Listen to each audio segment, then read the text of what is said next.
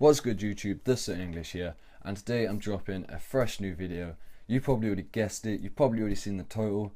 This is my first ever computer build. So before we start this video, I'll be quick. I just want to make a few quick points. So first of all, that this is a time-lapse video. If you want to be here to learn how to build a computer, this isn't the place to be. First of all, it's too quick for you to learn, and second of all, I am really not experienced enough to be giving advice on building a computer.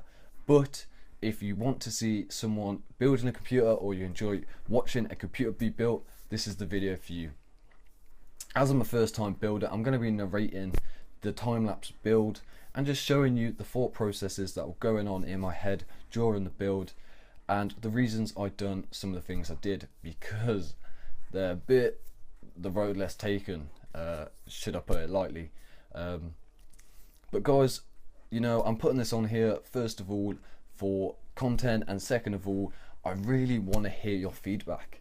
You know, I am a first time computer build, so I'm a complete novice at this. I really didn't know what I was doing. I thought it went well personally, but if you've got a better way of doing something, or a better way of, you know, air circulation or whatever the circumstance is, let me know. Drop a comment in the section below and I'll be able to see it, because, you know, I can see every comment, as you probably guessed with my 4 subscribers at the moment. So guys, I hope you stay tuned for the video, enjoy, and I'll catch you in a click. So guys, we're starting off with the Fractal Design R5, very nice ATX case. The power supply that's going into it, as you can see, is the Corsair RMx. This is a gold rated power supply, mainly the reason I got it. Love that energy efficiency. This is a modular 650 watt power supply, very nice. That'll be going into the Asus Crosshair 6X370 board, which is very nice.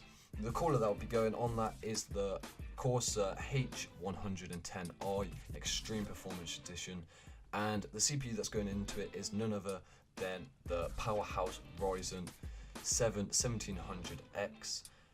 So let's get on with the build. So first of all, I'm just going to, of course, install the CPU. Right now I'm just double checking that the CPU went in right. You know, you can never be too careful. The memory that's going into it is the Corsair Vengence LPX. This is a 16 GB 300 megahertz kit, so I've got two 8 GB modules. Just installing the back I/O plate. As you can see, guys, to be honest, you've probably seen this before, so while this is happening, I'm not going to run through every little detail, just going to have a little bit of a mention of a few things that I want to say. You know, you probably thought, oh, he's clickbait me right now. No, I haven't. I'm going to still be narrating this as we go along. First of all is that, guys, this is going to be a thing from now on. I'm going to be uploading, hopefully and consistently, every Monday, no, I lie, every Wednesday and Friday, so that's 2 videos a week. I want to try and start pushing to 3 days a week, sometimes in the near future. And you know, so keep tuned for that. So I'm going to be uploading everything, all kinds of things, everything that I'm interested in, so there'll be content for everyone. So here's a problem that I ran into during the build. I removed the front fan and I was trying to install the H110I, but I ran into a problem. It actually doesn't fit in the front 240mm panel for some strange reason. So I was scratching my head for a while and I just thought, you know what, I'm just going to have to abandon that sound paneling on the Fractal Design. I know that is the main reason for that case, but I just went for the top panel. As you can see, it's a lot more difficult to get off than it looks. In the process of doing this, I actually broke both of those panels.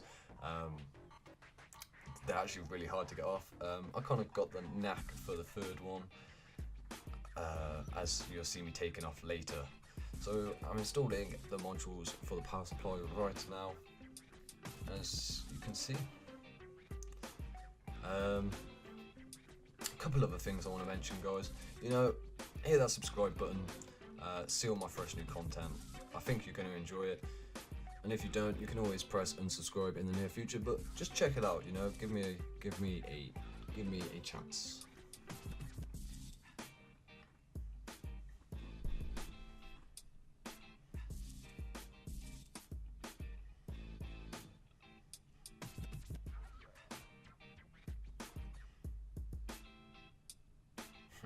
So I'm installing this cooler right now, and I've actually left that panel on, and it turns out that you can't install the cooler with that last panel on. So I'm trying to get it off. It's actually quite funny because the one where it was actually the cooler was in the way was the one that didn't damage, which is quite funny actually.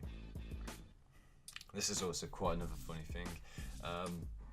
So with this motherboard, you can't actually install a certain length of radiator and coolers. As you can see right on that back IO plate, just watch me try and push this in. It is so tight. I'll probably even cause damage to the motherboard, but right now I'm editing on this computer, so it all went wild. But how watching me screwing this in right now. How tight is that? It hurt me so bad when it was on. There's me just pointing it out. I did video this in real time, so I was talking through it, but I was just too much of a novice. I really didn't know what I was talking about, and the video went on for hours. The total time of this build was probably about 6-7 hours. I started it at like 11:30 at night, and it just became a mess. I thought I'd only do 2-3 hours, but next thing you know, I had boxes everywhere around my room and just couldn't go to sleep in that mess. So I was up until gone 4:30, you know. It was crazy, but I just wanted to make sure that it was up and running before I went to bed. So this is another neat thing I think is really nice with the Asus board. I've just missed it actually with this. Actually, I'll keep quiet. Wow, that's satisfying. So they include a little installer for you, so you can plug in all of your case pins, which is a very nice touch, I believe. Well, I think, I definitely believe it. So right now I'm just doing some cable management. Here's a thing that I changed after the build, but this Corsair fan is quite difficult on the instructions. So it tells you to plug the main, so I just run through it quickly. You have a micro USB on there that plugs into your USB 2.0 port. Actually, I just, before I get onto that, have a watch of this. So guys, this is the problem with being a mess. You lose shit. Lost 4 fan screws, but it's not to worry because I've got 4 in anyway, 2 in each corner. So at the moment, it's not too much of a worry. Right now, we're going to plug in. So what I've done now, I'll give you a quick run. Squeaky tripod, I know. I've got the Fractal fans at the front now, pulling air in with the pulling air. Oh, put it the wrong way around. So yeah, that was quite frustrating. That was the first major error in this build, but nothing too difficult to correct. But guys, I am narrating this in real time, so I am watching this video trying to narrate it. So I'm going to go back to that H110I problem that I ran into.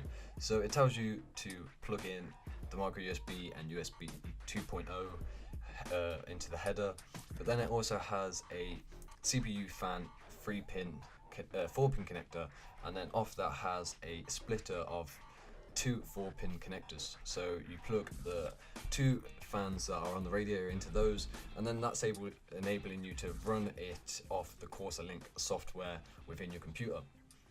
But that is not the way you want to go about it. You want to be plugging that CPU fan into an AIO pin header on your computer. I know guys, as I said, I'm a complete novice, that would have probably been anyone's first thought, but it wasn't for me. So I'm just letting you guys know that.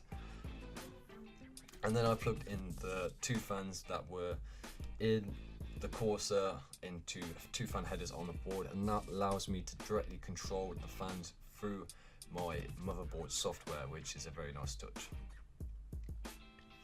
Right now I'm just plugging in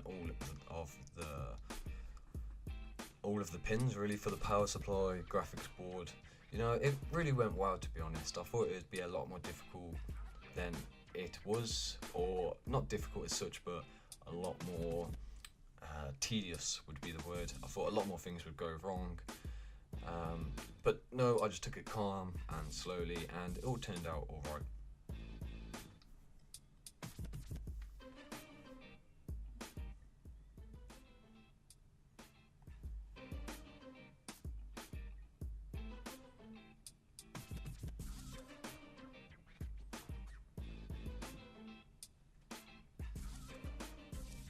So guys, I'm installing the HDD, which is a hard disk drive, and the SSD.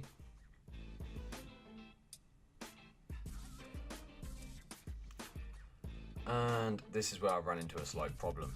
So this is the Samsung 950 Pro, and yes, it turns out this isn't how you install an SSD. But if you try hard enough, you can. It fits perfectly. It's a very poor design. Until, anyway, you come to into the installation process, and you realise that you've put the SSD on backwards. So that was quite fun to realise. Had to unscrew all of those. They were quite hard to get in there because I kind of jammed them in there, and it comes back to that golden point of building computers. Just don't force anything. If it doesn't fit, it's probably not meant to go there.